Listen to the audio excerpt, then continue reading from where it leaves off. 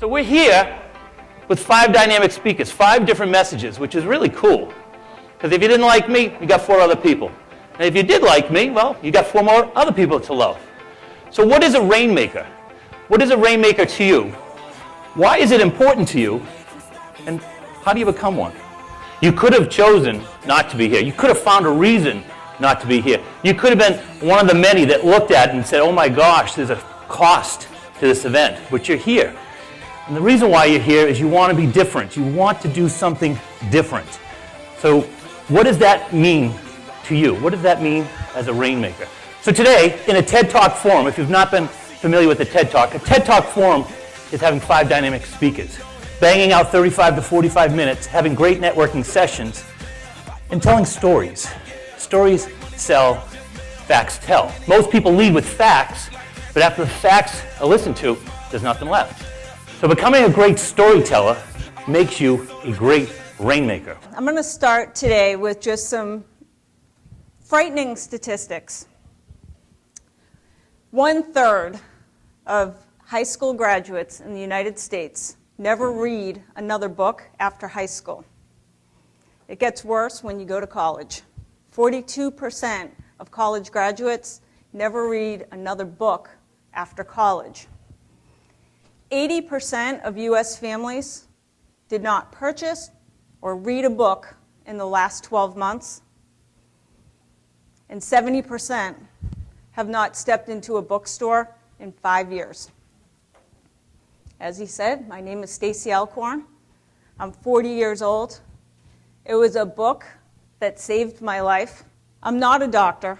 I'm an entrepreneur. But I heal people differently. I heal people with books. You tell me your ailment, I can prescribe you a book.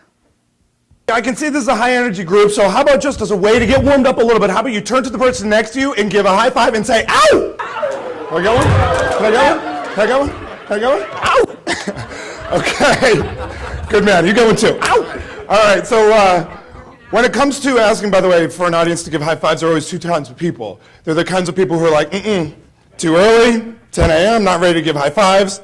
And then you have a lot of people, like I saw in the room, who realize it's high five time, and they give like 35 high fives all the way around the room. So that's great. Now, I have a few quick questions for you.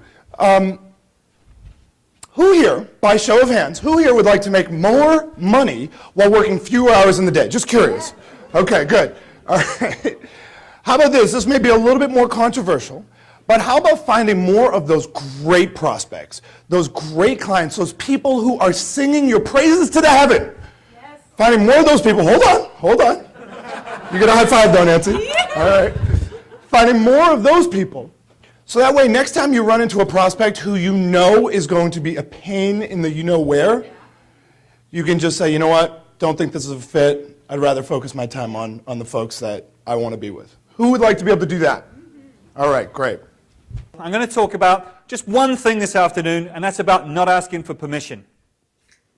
Because we grow up in a society where there's rules, where we're compelled to do what our betters, our others, parents, teachers, government officials tell us what to do. And in many times, those rules work. But sometimes, those rules just don't work.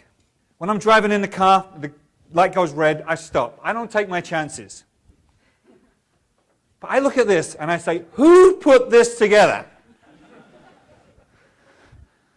Something not quite right there. So blindly following rules is something that I don't think a Rainmaker does. A Rainmaker understands that there are rules about, and a Rainmaker is willing to step outside of the comfort zone that we've all been doing this afternoon, and really gets out there and delivers value. Put your hands up if you agree that a Rainmaker delivers value. Put your hands up if you agree with that.